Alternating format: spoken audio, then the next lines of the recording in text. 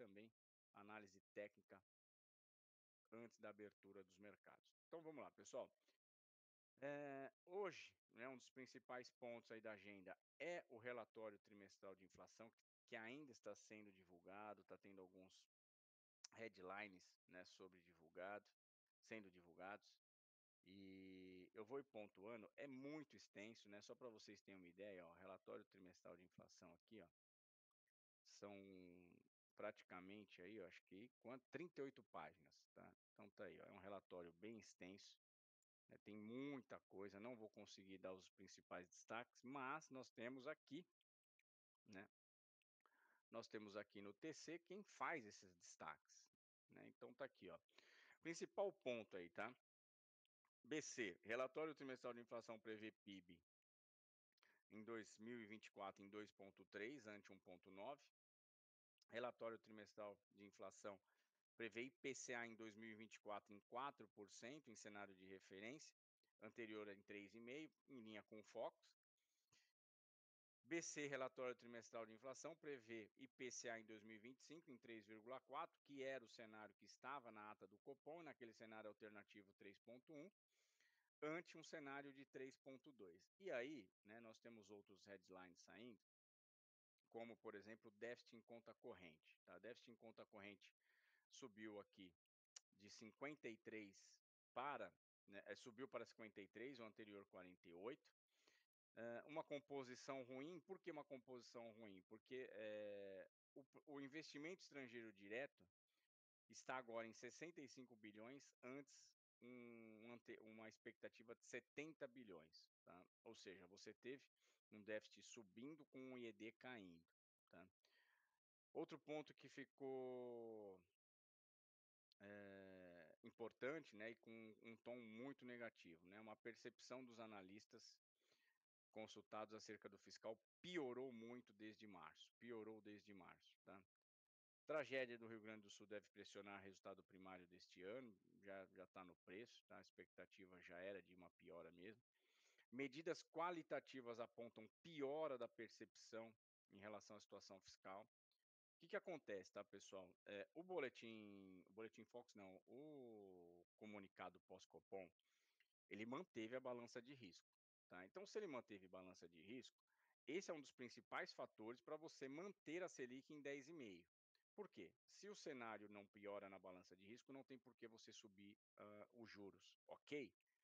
Só que percebam que a percepção do mercado está piorando em relação à fiscal, dados revisados de conta de transações correntes, de piora, tá? Isso bate no câmbio, então, acaba fazendo com que o câmbio acabe também se sustentando em um nível levemente mais alto, tá? Aí tem mais, a inflação recuou, mas aumentou a desancoragem das expectativas de inflação. Expectativas desancoradas mantêm maior cautela, demandam maior cautela, e quando você lê cautela, é o seguinte: se o Banco Central falar em mudança de balança de risco e cautela, essas duas combinações, taxas de juros para cima, embora não é o cenário base, cuidado, tá? Porque lembra, o cenário alternativo do Copom era uma taxa Selic de 10,5 por um tempo maior. Só que nós estamos lendo um relatório trimestral de inflação, onde praticamente todos do mercado enxergam uma balança de risco fiscal subindo, transações correntes piorando, e obviamente, né, essa combinação com a palavra cautela sugere que, se a inflação não começar a convergir para a meta, ontem nós tivemos, né, o decreto de uma meta contínua de inflação, isso tira um pouco da pressão de curtíssimo prazo, mas não quer dizer que não dá, isso não quer dizer que tira, né, a responsabilidade do Banco Central em relação à inflação. Por quê? Porque ela vai ser considerada, né, fora da meta, caso persista 6 meses dentro daquela expectativa e alvo de inflação, tá? Então, não é um cenário de relatório de inflação, né, dos mais tranquilos, expectativas subiram com câmbio, inércia, taxa neutra maior. Aí aqui eles, pegando aqui num outro, vendors, né, colocam que os modelos diversos para juro neutro subiu de 4,80 para 5, esse é o do mercado, ou seja, o Banco Central está trabalhando com um juro neutro de 4,75. Ele, segundo a visão dele, está trabalhando com um juros neutro de 5. Na minha visão, o mercado trabalha com juros neutro até maior, tá. Inflação sobe no segundo tri de 24 em cenário de referência, mas declina adiante, né, isso trabalhando com aquela hipótese de uma Selic mais, alta por um tempo maior, tá. Deixa eu pegar alguns outros headlines aqui. Hã, probabilidade de inflação ultrapassar limite de tolerância da meta em 2024 é de quase 30%, tá, que é aquela meta, aquele teto de 4,5%. Relatório trimestral de inflação cita alta mais intensa dos alimentos, tá. É um relatório, pessoal, bem intenso, mas eu acho que bem extenso, tá. Só que eu acho que o importante é isso aqui, tá, tanto é que está destacado aí na plataforma aí do TC Economática, beleza? De certa maneira, em relação à inércia, em relação à expectativa do Boletim Focus, em relação, ao hiato, ele também, acabou falando do hiato, né, um pouco mais para cima, vocês querem ver, ó. Hã, divulga boxe sobre hiato no primeiro do produto no relatório trimestral, choque positivo de 1% no hiato do produto adiciona 0,49 pontos base a 0,45 no IPCA.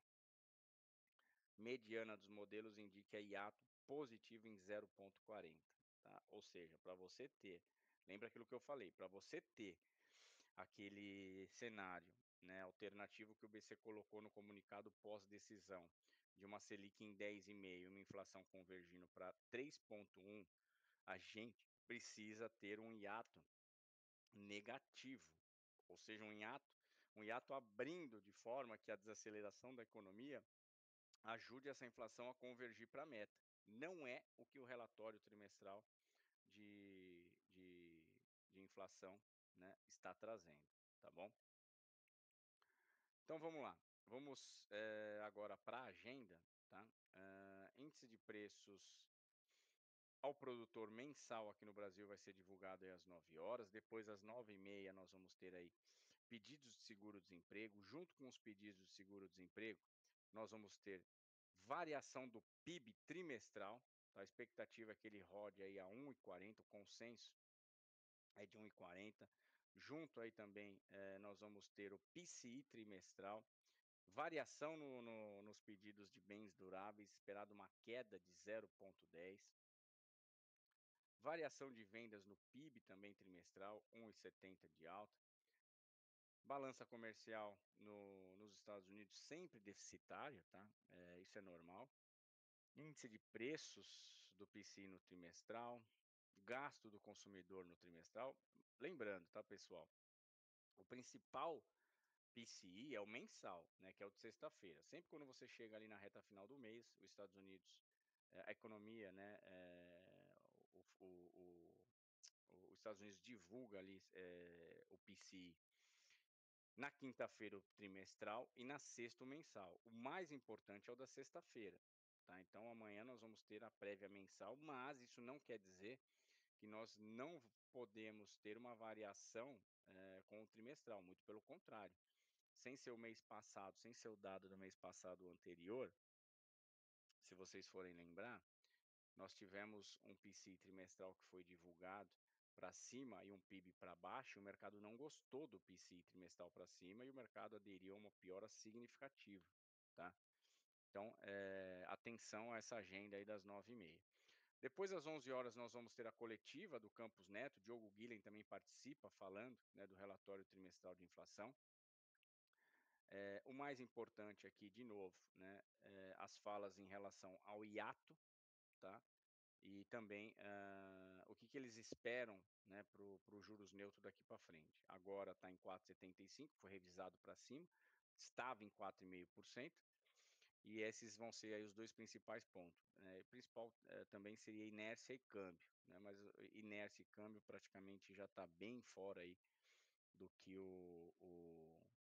mercado, né, tá esperando como destaque das falas do relatório trimestral de inflação, tá. Bom, depois das 11 horas nós vamos ter aí vendas de casas pendentes, variação dos estoques de petróleo às 11h30, perdão, estoque de petróleo não, estoque de gás, né, às 11h30.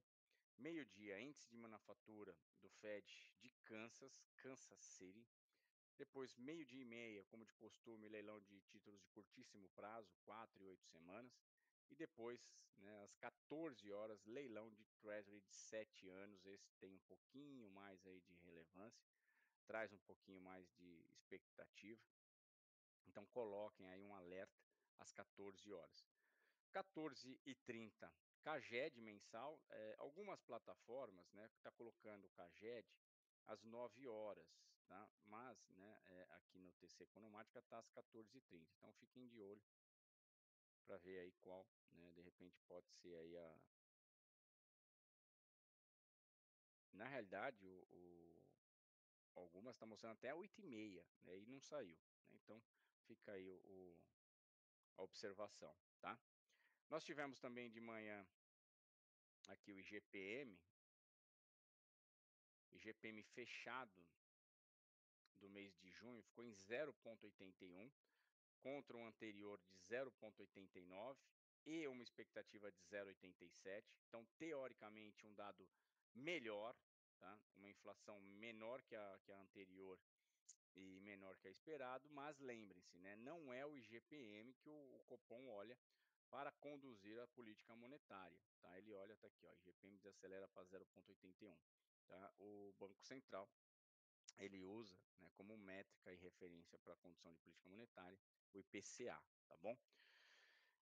E depois, mais para o final do dia, dados do Japão, importantíssimo por quê? Né, porque o Japão, está com a sua moeda, né, se desvalorizando bastante a cada dia, já rompeu os níveis aí de 160 ienes, e caso, né, hoje nós vamos ter ali o CPI, caso nós tenhamos aí uma inflação subindo, uma prévia também da produção, né, industrial, caso nós tenhamos alguns dados no Japão sugerindo uma atividade, forte, combinada com uma inflação, mais alta, vai demandar uma política monetária mais restritiva por parte do Banco Central do Japão. E a gente sabe, né, que o Kazuo Ueda, tem pecado, né, nesse aperto monetário, tá. Muitas vezes ele fala que vai apertar mais, né, a economia, deixa só no gogó, não age, né, e o mercado cobra o preço na moeda, tá. Então, moeda japonesa desvalorizando bastante, rompendo e ficando confortável aí perto dos níveis de 160, o que não descarta uma possível intervenção também aí por parte do BOJ, tá, do Banco Central do Japão, certo? Então feito aí a análise Feito a análise aí do RTI também da agenda, vamos agora então para o nosso overview dos principais ativos de risco mundo afora. Bom, bolsas nos Estados Unidos levemente para baixo, tá? Tivemos alguns resultados divulgados, né? O guidance também, alguns guidance divulgados, um guidance negativo para H&M, né? Quem não conhece, H&M é uma grande empresa do setor de vestuário nos Estados Unidos. E aí tivemos também resultados também da Leves para baixo, Micron também para baixo, e fez com que o mercado ficasse um pouco mais cauteloso, né, com a empolgada, né, que o S&P tem tido nos últimos dias, semanas, sempre tentando beliscar topos históricos, e hoje recua um pouco, 0,14 de queda. Nasdaq, nada também relevante, tá, pessoal? E lembrando, a gente tem uma agenda também importantíssima. É natural a gente também imaginar que assim, né, como a gente também está um pouco cauteloso, né, os Estados Unidos também vai seguir aí meio cauteloso em relação à agenda, tá.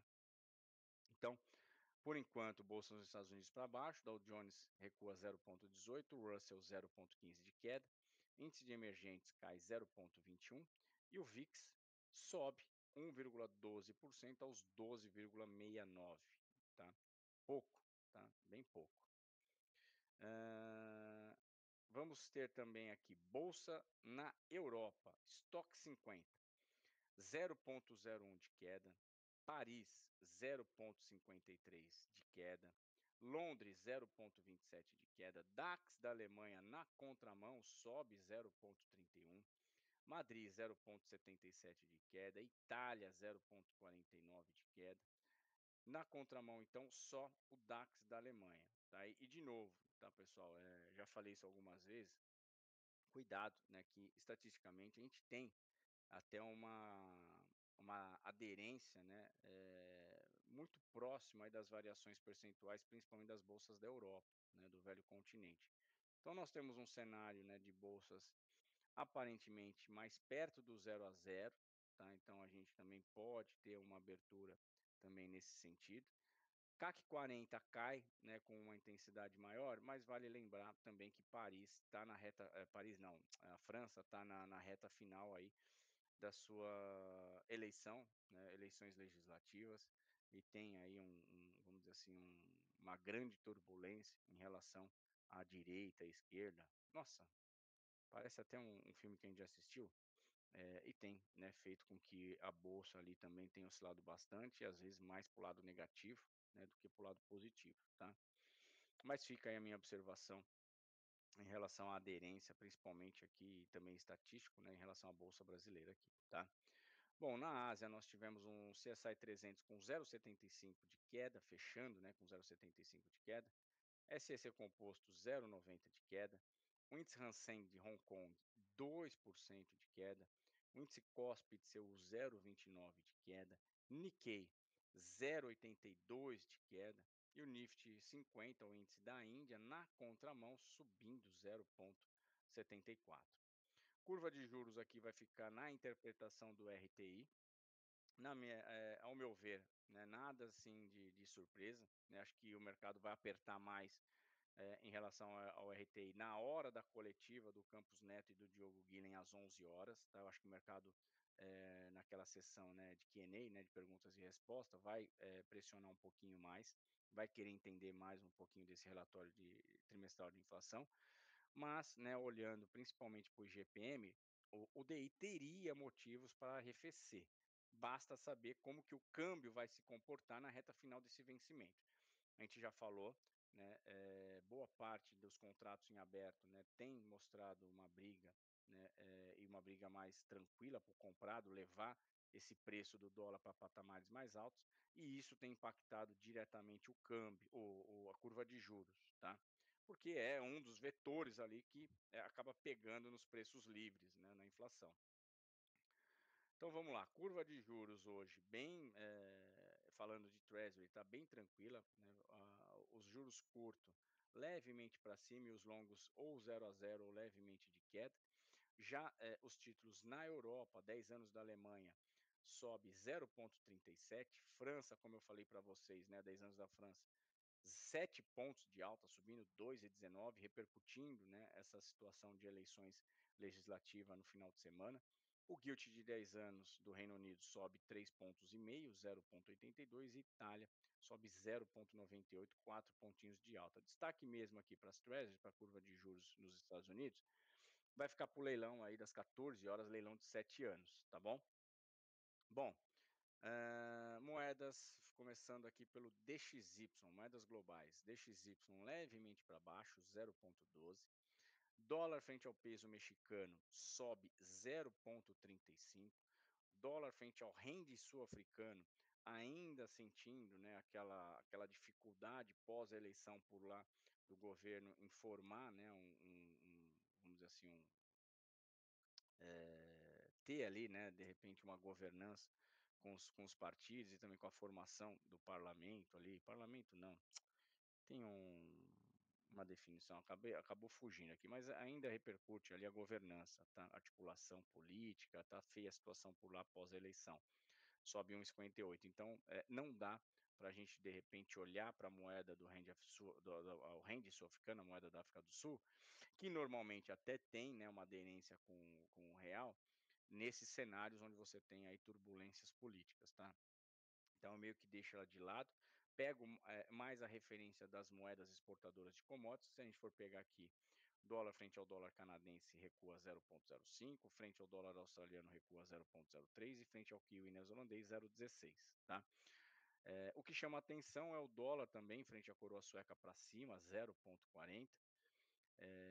Não costuma, né, ter essa variação num cenário onde o DXY está até comportado, mas depois eu dou uma pesquisada, ver o que está pegando, né, na coroa sueca, tá bom?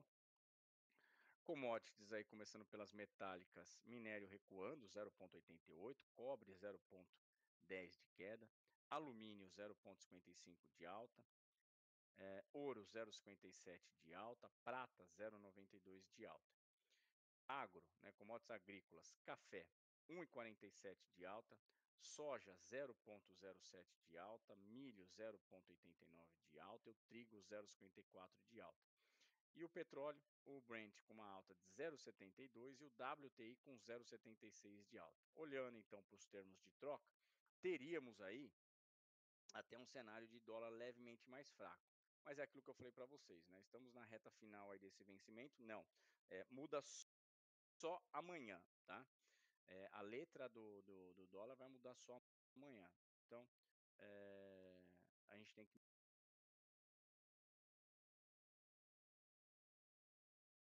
monitorar, tá? Esses termos de troca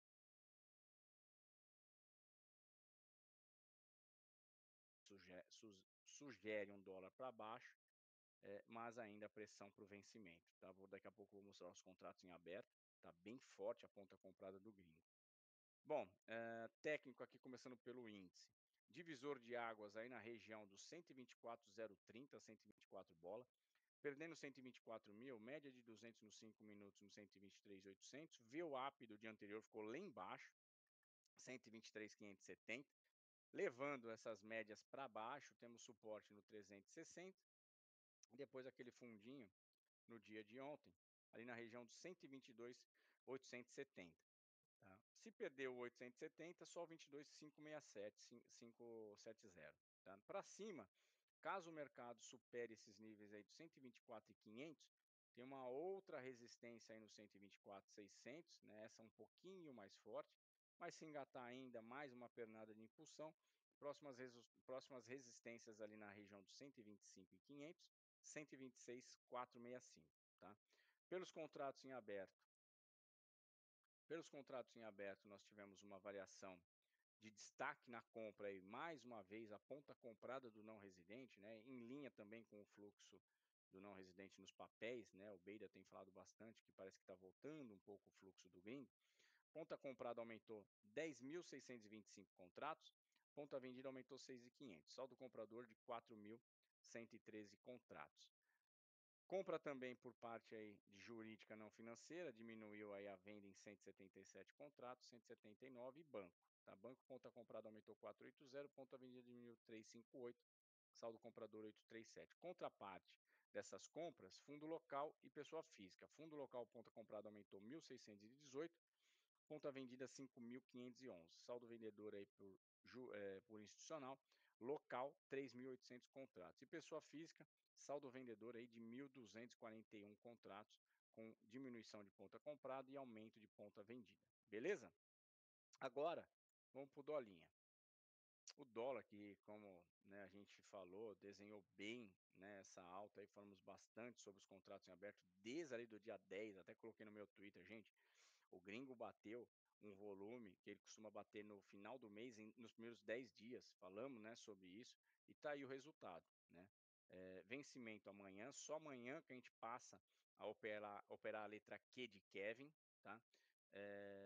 Hoje, resistências aí no 5538, 5547 e se romper esse 5547, só o 5588, tá. Q de queijo, tá, gente, brincadeira aí com fazendo referência ao meu grande amigo Kevin, tá. Para baixo, pessoal, divisor de águas ali na região só lá do 5494, 5498. VWAP de ontem ficou lá na região do 5506, mas olha as VWAPs como estão todas praticamente lá embaixo e o mercado não deu uma chance praticamente, né, depois que estourou aqui, ó, uma chance de vir buscar um alívio para o mal vendido, tá. Então Então, provavelmente, perdendo a VWAP aqui do dia anterior, vai ter suporte aí no 90, depois 65, 37, 24 e 06, pontos conhecidos aí, tá? E pelos contratos em aberto, como eu falei para vocês, ponta comprada do não residente, 835 mil, muita coisa, tá? Ponta vendida também aumentou. Aqui os valores estão bem altos por conta da rolagem. Não vou dar tanta importância, tá? Porque em dias de rolagem é normal você ter aumento, tanto de ponta comprada como de ponta vendida.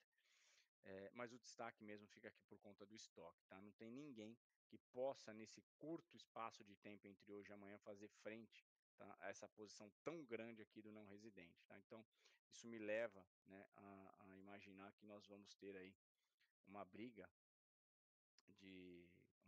de Petax, né, para cima. Pode até recuar, né, mas, a impressão que eu tenho é que o não residente vai que tentar deixar esse vencimento mais próximo aí dos 5.500, tá. Pode até recuar um pouquinho, mas não vejo perdendo tanta força assim não, beleza?